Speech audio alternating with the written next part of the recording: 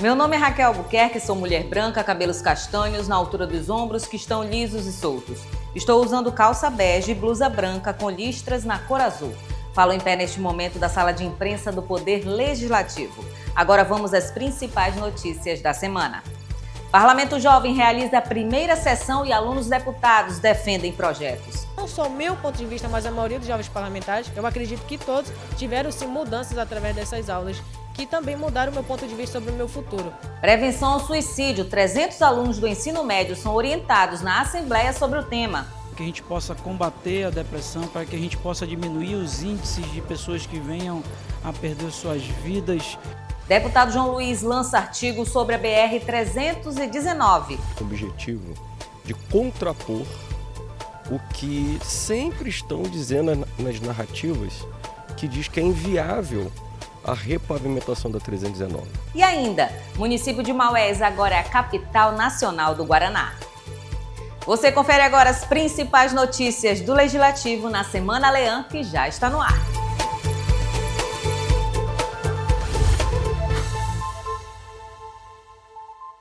A primeira sessão deliberativa do programa Parlamento Jovem 2025 foi realizada esta semana. Os alunos deputados defenderam projetos durante a ordem do dia e votaram as 24 propostas apresentadas nesta edição. A sessão seguiu o mesmo rito das reuniões parlamentares. Os alunos deputados tiveram o microfone aberto para apresentar e defender suas ideias, propondo soluções para diferentes áreas como meio ambiente, cultura e educação. O presidente do Parlamento Jovem, Ronald Cecílio, defendeu um projeto que cria a coleta seletiva remunerada, que visa a criação de parcerias entre governo e empresas de reciclagem para remunerar quem entregar materiais reaproveitáveis. O meu projeto ele tem como tema relacionado ao meio ambiente. Ele tem como uma proposta denominada de Programa de Coleta Remunerada de Resíduos Recicláveis. Envolve muitos ideais que podem sim contribuir com a melhoria da sociedade em relação a esse quesito. E é um recurso que, se for colocado em prática, ele tem sim chance de dar boas melhorias e é o que eu prezo por isso, pelo bem da sociedade. Outra proposta em destaque foi a criação de uma Semana da Cultura, com eventos simultâneos em todos os municípios do estado. Fala sobre uma semana de artes políticas e culturais em todo o estado do Amazonas, onde vão ser produzidas atividades que atinjam todos os polos do estado.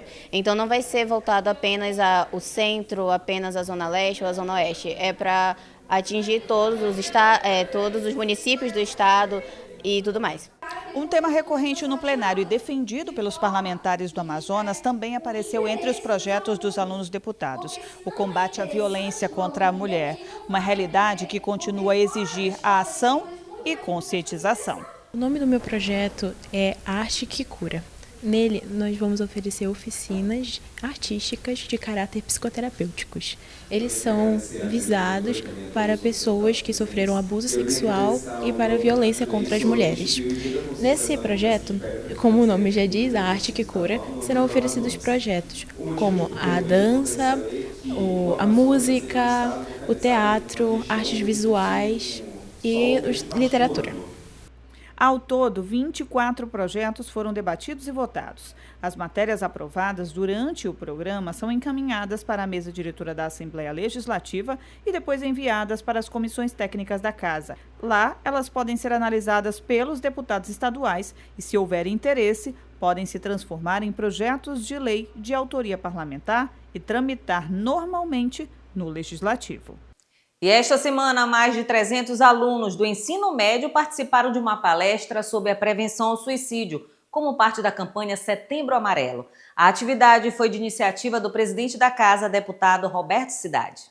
Prevenção à depressão e cuidado com a saúde mental foram os principais assuntos discutidos com os alunos.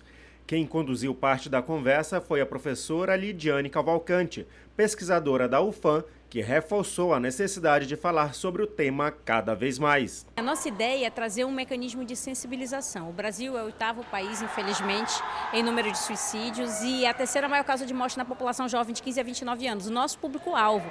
Então nós precisamos trabalhar campanhas de sensibilização para que nós possamos mostrar para a sociedade a importância de falar sobre saúde mental, quebrar esse tabu e verdadeiramente fazer com que as pessoas elas possam pedir ajuda, para que elas possam reconhecer que precisam de ajuda.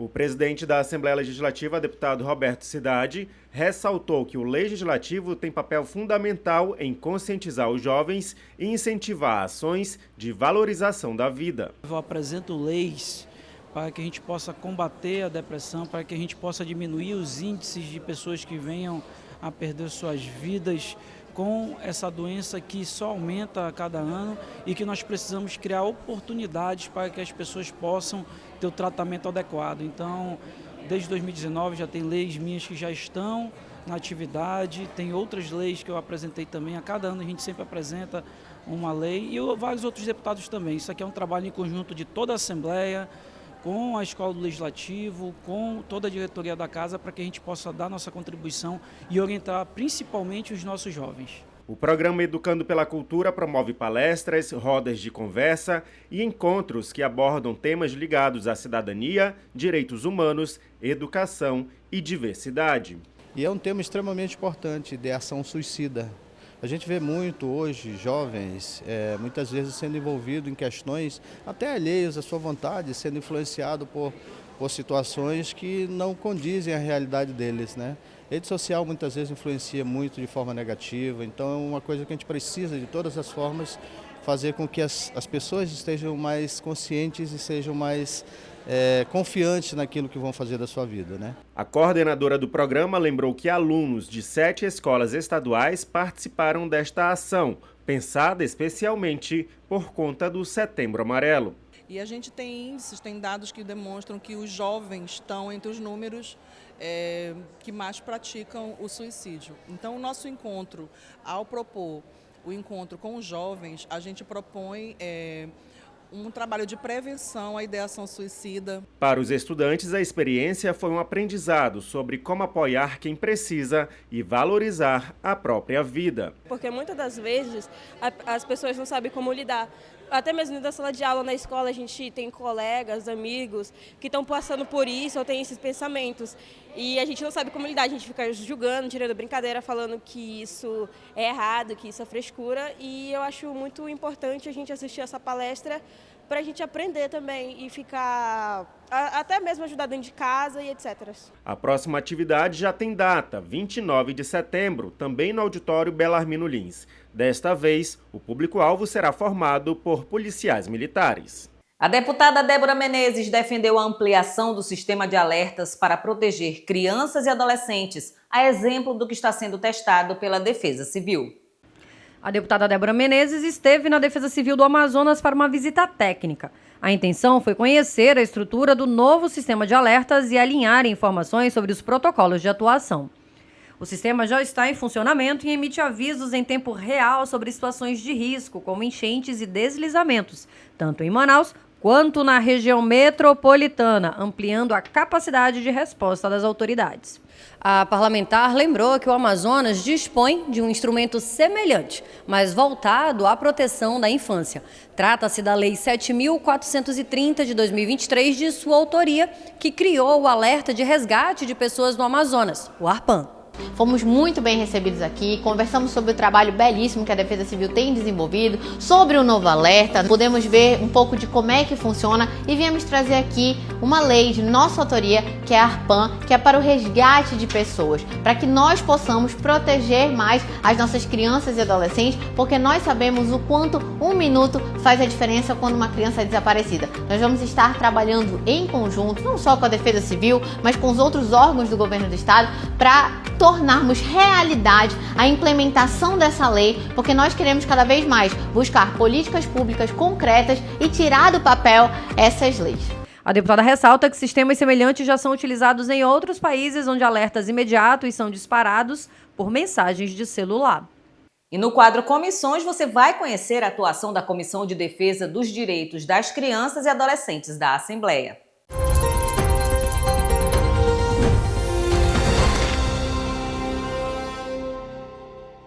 Comissões parlamentares são órgãos técnicos do Poder Legislativo compostas por um grupo de deputados. Divididas por temas, elas acompanham a elaboração das leis, fiscalizam e cumprem ações administrativas. Você vai conhecer agora um pouco do trabalho da Comissão de Defesa do Direito das Crianças e Adolescentes. Garantir que cada criança e adolescente tenha seus direitos respeitados. A Assembleia Legislativa do Amazonas possui uma comissão específica que acompanha de perto a implementação de políticas públicas voltadas a crianças e adolescentes, avaliando programas e ações governamentais. O grupo de parlamentares analisa, discute e emite pareceres sobre projetos de lei que tratam diretamente dessa faixa etária. Como parte do dever de fiscalizar do Poder Legislativo, a comissão também está em constante avaliação de programas e ações governamentais. A comissão participa da rede de combate à exploração de crianças e adolescentes, junto a órgãos como Tribunal de Justiça, Executivo Estadual e Municipal, Ministério Público, Conselhos Tutelares e Sociedade Civil Organizada. A comissão tem como presidente a deputada Débora Menezes e o deputado Abdala Frache na vice-presidência. Os membros titulares são os deputados Comandante Dan e Mayra Dias. Os suplentes são os deputados Doutora Maiara, Doutor Gomes e Carlinhos Bessa. Outro braço da Assembleia em apoio aos direitos das crianças e adolescentes é a Procuradoria Especial da Criança e Adolescente. As equipes estão em constante monitoramento em grandes eventos, como o Carnaval e o Festival Folclórico de Parintins, levando orientações diretas ao público, acolhendo menores desacompanhados e distribuindo materiais educativos. Uma das propostas que nasceram no âmbito da comissão foi o projeto de lei número 51 de 2024, que criou o Cadastro Estadual de Pedófilos no Amazonas. A ideia é permitir um monitoramento mais eficaz de pessoas condenadas por crimes sexuais contra crianças e adolescentes. A autoria foi da presidente da comissão, deputada Débora Menezes. Com ações, fiscalização e diálogo, a Comissão de Defesa dos Direitos das Crianças e Adolescentes trabalha para transformar em realidade o que está garantido no Estatuto da Criança e do Adolescente: uma infância protegida, segura e com oportunidade para todos.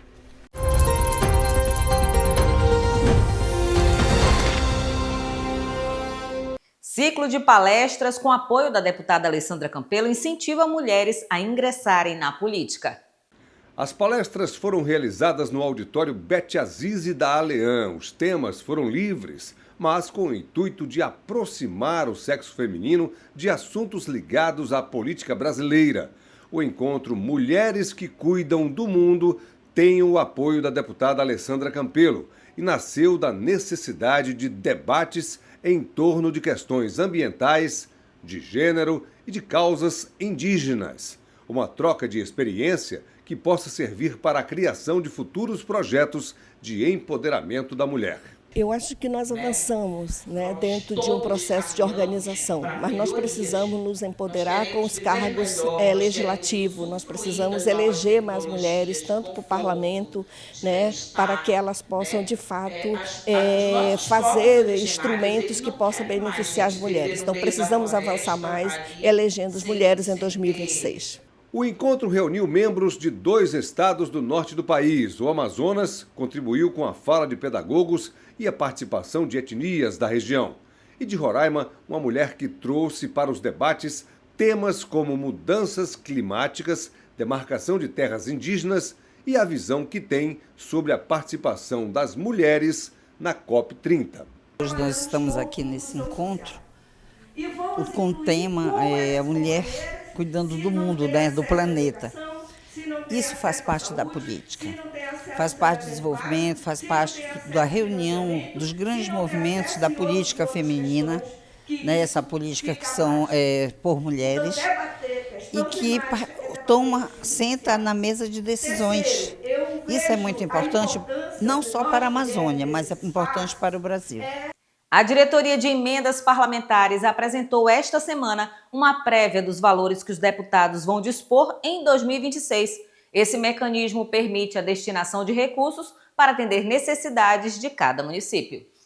As emendas ao orçamento estadual é uma das mais importantes ferramentas de trabalho para os parlamentares. É com base na receita corrente líquida, ou seja, nos recursos livres que o governo vai ter para administrar o Amazonas no ano que vem, que os deputados podem planejar o destino das verbas conforme as necessidades de cada região. Por isso, a Diretoria de Emendas Parlamentares realiza todos os anos uma reunião técnica para apresentar aos assessores de gabinete os valores previstos que cada deputado vai ter para planejar as emendas ao orçamento público. A aplicação desses recursos é impositiva, ou seja, há uma destinação certa determinada pela ALEAN para a saúde, educação e segurança, por exemplo. E essa execução pode ser individual, de cada deputado, ou coletiva, a partir do acordo dos membros de uma mesma bancada. De acordo com a previsão da RCL, a arrecadação para o próximo exercício fiscal será de pouco mais de 29 bilhões de reais. Cada deputado terá individualmente 14 milhões e meio, sendo obrigatoriamente metade deste valor destinada à área da saúde, 7 milhões 274 mil reais. Se for emenda de bancada, os legisladores vão dispor de 12 milhões 124 mil reais. Os deputados vão ter uma margem maior para a apresentação das emendas à lei orçamentária de 2026. Nós tivemos aí um avanço significativo da previsão de receita, né, do Estado. Então, mesmo que os números apresentem uma queda no último quadrimestre, mas no escopo geral ele teve um acréscimo e isso se reflete nas emendas parlamentares que vão poder ser revertidas em retorno à sociedade. Cefaz apresenta na Assembleia relatório do segundo quadrimestre aos membros da Comissão de Assuntos Econômicos. A CAI é presidida pelo deputado Carlinhos Bessa. O documento mostra em detalhes a situação fiscal do governo do Amazonas, informações sobre a aplicabilidade dos recursos públicos em saúde, educação e a repartição de verbas estaduais entre os municípios. Todos os investimentos do Executivo relacionados ao rateio do ICMS e do IPVA estão contidos no relatório. Vem a disponibilizar para a Assembleia Legislativa e toda a população em geral a execução orçamentária do Estado até agosto de 2025, ressaltando que o Estado ele tem a busca permanente de equilíbrio orçamentário e financeiro e atingimento das finalidades públicas. A Assembleia é um dos poderes responsável em fiscalizar a aplicação correta dos recursos públicos. Por esse motivo, as secretarias estaduais prestam contas periodicamente às comissões da Casa. A de Assuntos Econômicos é uma das mais importantes da ALEAN. No relatório apresentado à CAI, estão inseridas as operações de crédito realizadas pelo governo do Amazonas de janeiro a agosto de 2025. Os dados são conhecidos tecnicamente como Relatório Resumido de Execução Orçamentária. Isso aqui é uma obrigatoriedade que a Cefaz tem, que o Estado tem de apresentar aqui para a Assembleia, o resultado do quadrimestre, como está as contas do governo e quais são a projeção até final do ano. Então, essa é uma prestação de conta que nós, deputados, eu, presidente da CAI, estou mais uma vez recebendo, depois fazemos a nossa avaliação do que a gente pode fazer para a gente trabalhar e ajudar o governo do Estado a melhorar a vida das pessoas. E você vai ver a seguir, deputado João Luiz lança artigo sobre a BR-319. E mais, o Amazonas recebeu destaque nacional ao ser premiado com projetos sobre gás natural. A gente já nasce sabendo, juntar todo mundo é Brasil. No churrasco, na roda de samba e em todo canto. Cuidar dos nossos é tradição. Vacina também, tá na cara. Na saúde, tá no braço. É muito nosso. Dia de feira, dia de jogo, caderneta em dia. É do Brasil! Pra receber bem, proteger todos, abraçar forte. A gente tá junto, sempre. Vacinação é Brasil demais e vacinar é nossa força. Fique em dia com as vacinas. Procure uma unidade básica de saúde e mantenha a caderneta sempre atualizada. Vem, vem, vem. Vacinar é nossa força. Vacina sempre Brasil. Ministério da Saúde, Governo Federal. Após visitas à BR-319, o deputado João Luiz lançou um artigo sobre a gestão ambiental, social e territorial para a revitalização da rodovia. O estudo deve ser enviado a Brasília.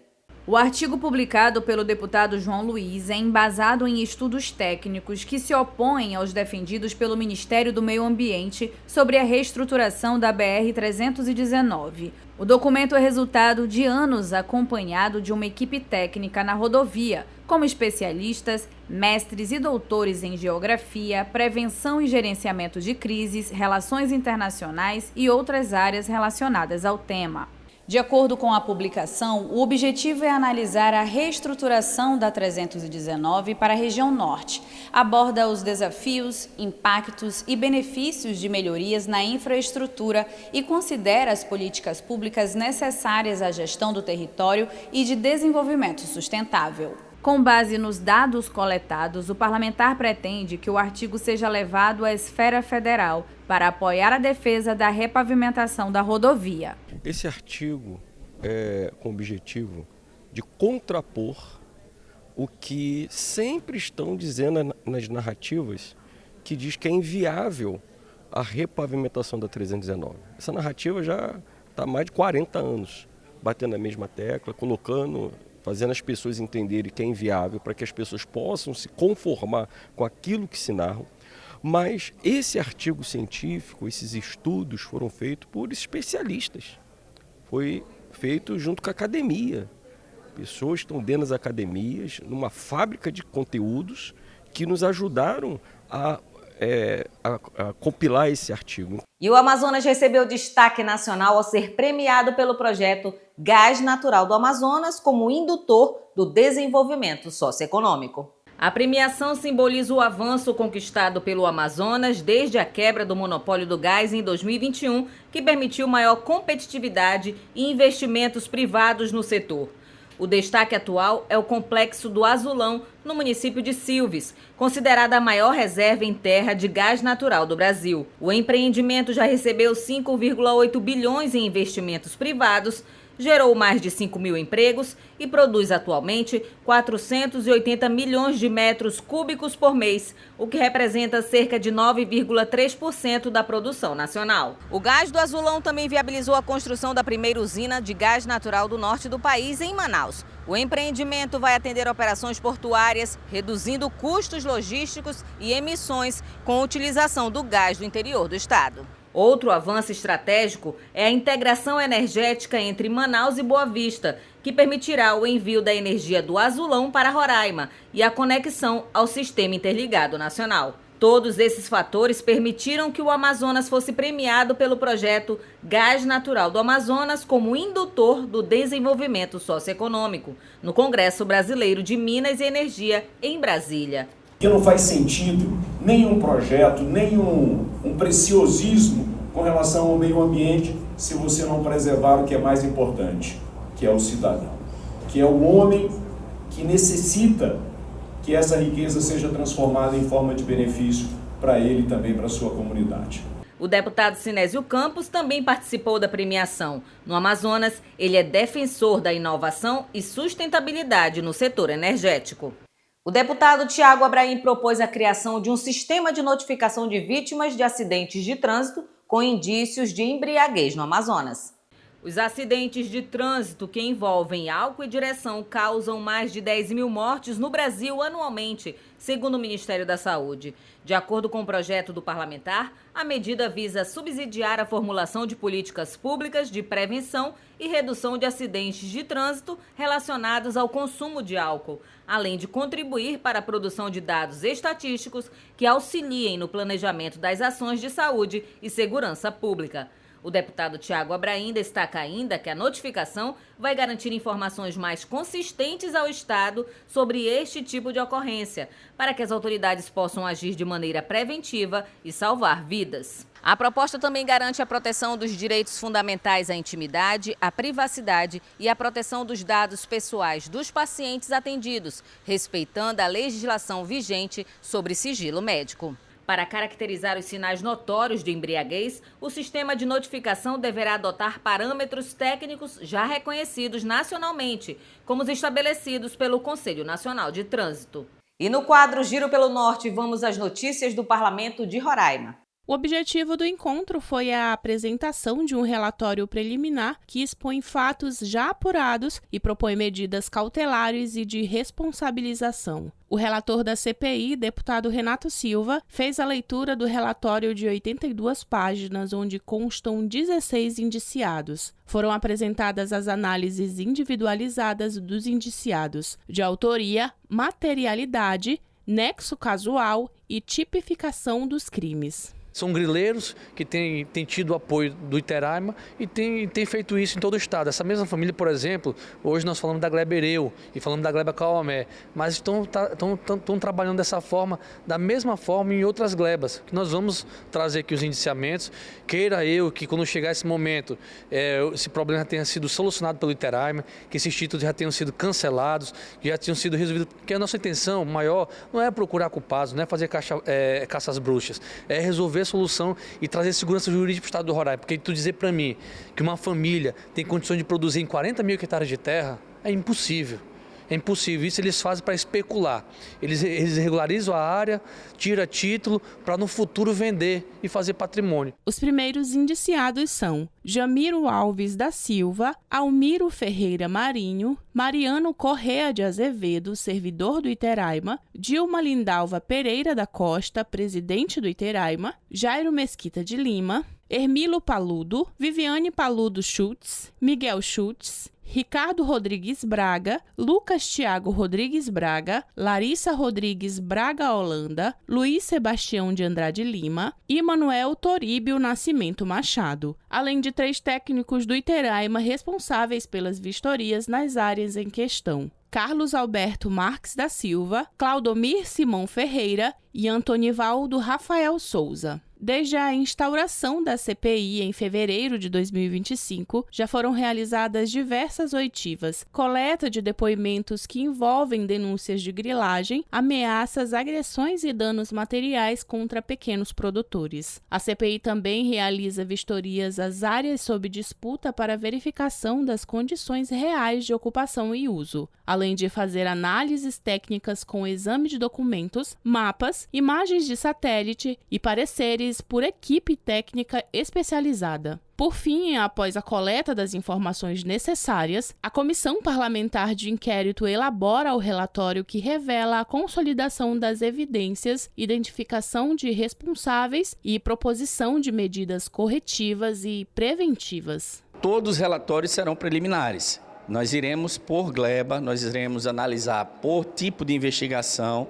À medida que forem feitos os interrogatórios, tudo tem uma determinada área, Se fosse fazer de tudo, iríamos nos perder. Então, nós procuramos, numa mesma gleba, analisar processo por processo e a cada finalização dessa investigação, nós vamos apresentar um relatório preliminar. Participaram da reunião os deputados Jorge Everton, presidente da CPI, Armando Neto, vice-presidente, Renato Silva, relator, Neto Loureiro, Marcinho Belota e Chico Mozart. Também integra a comissão o presidente da Assembleia Legislativa de Roraima, o deputado Soldado Sampaio, que também participou do encontro. O relator da CPI reforça ainda que a comissão continuará os trabalhos investigativos a fim de aprofundar as apurações já iniciadas. Todo mês a gente vai fazer uma sequência de indiciamentos aí. Oitiva segunda-feira, reunião administrativa dia de quarta e uma vez por mês os indiciamentos, até finalizar a CPI, né? Até porque nós precisamos, agora depende muito do Iteraima, se o Iteraima quiser realmente regularizar algumas coisas, porque senão essa CPI vai esticar aí por mais anos aí.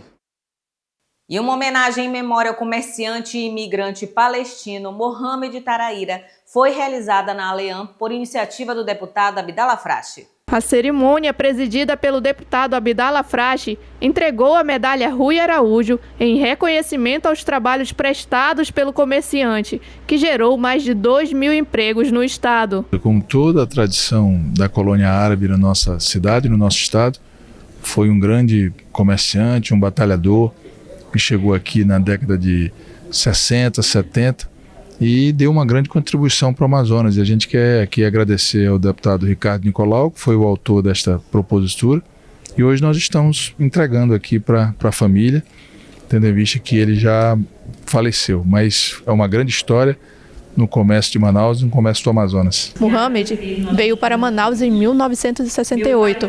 Era um ativista da causa palestina e sonhava com um dia em que sua terra veria o fim dos conflitos. Nos últimos anos, Mohamed enfrentou diversos problemas de saúde, até falecer por Covid-19, mas deixou um legado para o comércio amazonense. É com imensa gratidão que hoje estamos aqui homenageando meu pai, recebendo essa medalha tão honrosa e sentimentos de gratidão, de alegria pelo legado que ele deixou, pela história dele, e todos nós, filhos, amigos, estamos muito felizes de estar aqui. Por tudo que ele fez, tudo que ele deixou, o legado dele tanto na família, como foi mencionado aqui, que a palavra de um homem valia muito mais e que é isso que deixa realmente guardado nos nossos corações, que nós possamos realmente levar isso, fazer essa diferença, tanto na área das indústrias, do comércio também que ele fez, e é isso. E você vai ver no próximo bloco, sancionada a lei que assegura mamografia anual e gratuita a partir dos 40 anos na rede pública de saúde. Esta é a Ana. Ela dá o sangue todos os dias nos estudos para se tornar advogada. Eu achava que eu só ia fazer a diferença na vida das pessoas quando eu me formasse. Mas ela descobriu que podia começar antes. Sendo uma doadora de sangue regular. Quando começou, ela nem sabia seu tipo sanguíneo. Só queria ajudar. Todos os tipos de sangue importam. Vem você também. Doar sangue é um ato de cidadania e solidariedade. Procure um hemocentro mais próximo e doe sangue regularmente. Mais uma vitória para as mulheres. Foi sancionada a lei estadual que assegura a mamografia anual e gratuita a partir dos 40 anos na rede pública de saúde. A Lei 7.770, de 2005, foi originada no projeto de lei do parlamentar, aprovada pelos deputados na ALEAN e sancionada no último dia 15 de setembro. A lei também garante que mulheres com histórico familiar possam realizar o exame antes dos 40 anos, mediante recomendação médica. Para Péricles, a medida reforça o protagonismo do Amazonas em políticas de saúde preventiva, a exemplo da vacinação contra o HPV, outra bandeira que o deputado defende. Na mesma linha da política pública criada no Amazonas, o Ministério da Saúde anunciou no início da semana que também ofertará a mamografia gratuitamente para mulheres de 40 a 49 anos. Segundo a pasta, essa faixa etária concentra 23% dos casos da doença e o diagnóstico precoce aumenta significativamente as chances de cura. O parlamentar ressaltou ainda a atuação decisiva do diretor-presidente da Fundação SECOM, Dr. Gerson Mourão, que se posicionou contra a tentativa de elevar a idade mínima para a realização do exame. E o Hospital Platão Araújo, unidade de saúde referência na Zona Leste de Manaus, é homenageado na ALEAN. O Hospital e Pronto-Socorro Dr. Aristóteles Platão Bezerra de Araújo foi inaugurado em 27 de setembro de 2006. Oferece serviços de média e alta complexidades e dá suporte às demandas em urgência e emergência aos moradores das zonas leste e norte de Manaus. Equipado com mais de 200 leitos para internação hospitalar, especialmente para atender pacientes do Hospital e Pronto-Socorro João Lúcio e também do 28 de agosto. A sessão especial é de autoria do deputado Sinésio Campos. Eu sou morador da Zona Leste, né? E quando surgiu essa minha proposta, na verdade, da população da Zona Leste de homenagear o segundo maior pronto-socorro do Amazonas depois do Hospital João Lúcio. E agora estamos fazendo homenagem às pessoas que lá trabalham, que se dedicam e que dão resultado no plano da saúde para o povo. Nos 19 anos de fundação, o Platão Araújo foi reconhecido pelos relevantes serviços prestados à sociedade. Funcionários da unidade de saúde foram homenageados no plenário da Casa Legislativa. Mais de 40 servidores receberam das mãos do deputado Sinésio Campos certificados pelo empenho nas atividades de atendimento aos pacientes. O Hospital e Pronto-Socorro Platão Araújo, ele é referência na Zona Leste, vem executando um excelente trabalho, que são profissionais competentes, que se dedicam diuturnamente para fazer o seu melhor pela nossa população e pelo estado do Amazonas. Vem passando por transformações importantíssimas, né? Porque mudamos aí o modelo de gestão, estamos com as organizações sociais, com a NDSH, trazendo aí transformações estruturais, fortalecendo a equipe assistencial, para que a gente possa cada vez mais trazer melhorias na saúde do nosso estado. E cada vez mais, com o apoio da Secretaria de Saúde, a gente vai imprimindo o nosso ritmo de implantação, o nosso ritmo de trabalho com qualidade, com assistência, e acreditamos que nos próximos 90 dias também vamos ter bastante projetos ainda, bastante crescimento. O Hospital e Pronto-Socorro Platão Araújo é integrante da Secretaria de Estado de Saúde e oferece diversos serviços como cirurgia geral, ortopedia, clínica médica, tomografia, ultrassom, radiologia, farmácia, fisioterapia e exames laboratoriais. Profissionais que promovem o uso racional de medicamentos foram homenageados na Assembleia em comemoração ao Dia do Farmacêutico. O Dia do Farmacêutico é comemorado em 20 de janeiro no Brasil, quando se celebra o aniversário da Associação Brasileira de Farmacêuticos, fundada em 1916. Essa data homenageia quem é responsável pela promoção da saúde e bem-estar das pessoas, além do uso racional de medicamentos. Na Assembleia, a data foi marcada por homenagens. Entendo eu que é uma justa homenagem, porque o farmacêutico, o bioquímico farmacêutico, esses profissionais são essenciais no contexto da saúde, porque eles trabalham ao lado do médico, facilitando, ajudando no diagnóstico de tantas e tantas doenças, e então eles merecem ser reconhecidos por essa casa, e essa casa que representa o povo. A ideia para criar uma data que celebrasse os profissionais começou em 1941 com o farmacêutico Otto Serpa Grandado. Porém, apenas em 23 de janeiro de 2007, por meio de uma resolução, o Conselho Federal de Farmácia reconheceu a data. Isso é reconhecimento de trabalho, de luta, é reconhecimento de uma profissão que a cada dia mais cresce, né, em todo o país e mostra o seu valor para a sociedade. Então hoje, nessa data especial, termos aí essa sessão acontecendo aqui na Assembleia Legislativa do Amazonas, demonstra que essa casa também reconhece o papel desse profissional na sociedade. Aqui no Amazonas, o Dia do Farmacêutico foi instituído pela Lei 4.225 de 2015, a ser comemorada anualmente na data de 25 de setembro. Que a gente consiga a cada dia inovar no cuidado, garantir a valorização profissional e trabalhar em parceria acerca de uma construção de uma política de assistência farmacêutica cada vez mais eficaz. Todos nós estamos aqui para reconhecer esse trabalho desenvolvido por esse profissional que é tão importante para a sociedade amazonense. Enfermeira Rita Almeida recebe da Assembleia o título de cidadã amazonense. A sessão especial foi de autoria do deputado Adjuto Afonso.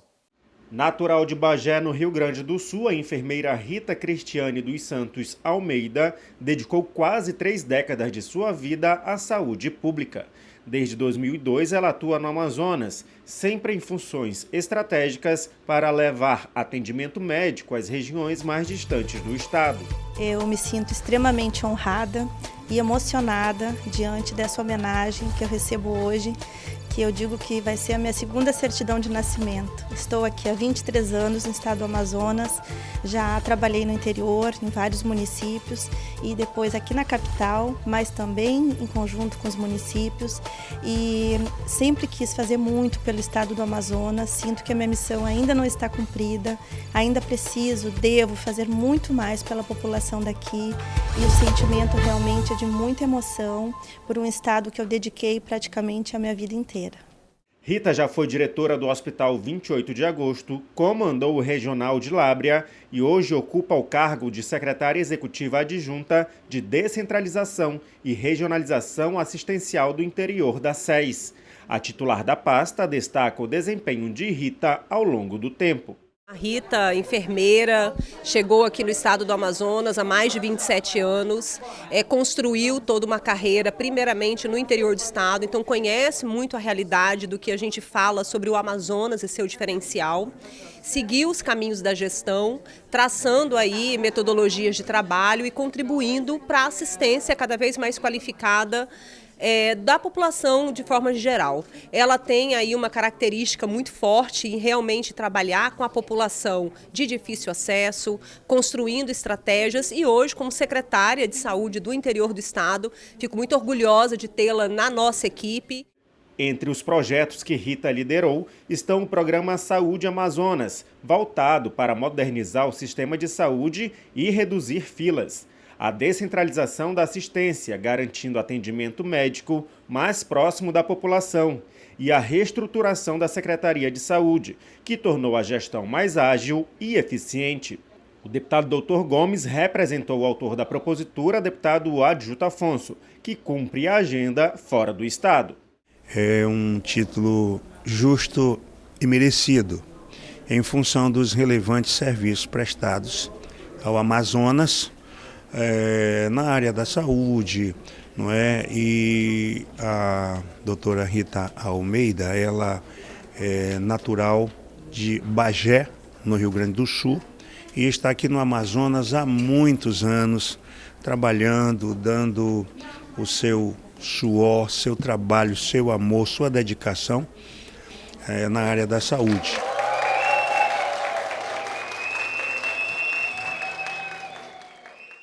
O município de Maués agora é a capital nacional do Guaraná. A lei federal que conferiu o título foi publicada no Diário Oficial da União esta semana. A lei número 15.216 foi assinada pelo presidente em exercício, Geraldo Alckmin, e publicada no Diário Oficial da União desta terça-feira, dia 23 de setembro. A lei se originou a partir de uma proposta de 2022 do deputado federal pelo PSD do Amazonas, Sidney Leite. Distante 267 quilômetros de Manaus, Maués é um dos grandes produtores de guaraná do Brasil. Anualmente são produzidos, em média, 300 toneladas deste fruto amazônico, que vem principalmente da agricultura familiar do município. Além disso, há 42 anos, o município realiza a tradicional Festa do Guaraná, que celebra a colheita do fruto, preserva a cultura local e ainda fomenta o turismo na região, ao atrair milhares de visitantes nacionais e internacionais. Antes mesmo do título nacional, Maués já era considerada a capital estadual do Guaraná, com a lei do deputado Cristiano D'Angelo, aprovada em 2024 na Assembleia Legislativa do Amazonas. Além disso, o Guaraná, suas lendas, mitos e costumes também são considerados patrimônios culturais e imateriais do Estado. O deputado Sinésio Campos vê como positivo o reconhecimento nacional. Nós vamos conseguir rápido, é o INPE, né? Para cá, só funciona no Rio de Janeiro e algumas capitais, que é o Instituto Nacional de Proteção Industrial. Ou seja, essa iniciativa do deputado Sidney Leite de transformar, né, Maués como uma capital nacional do Guaraná é uma identidade geográfica, é uma identidade de dizer que tem origem.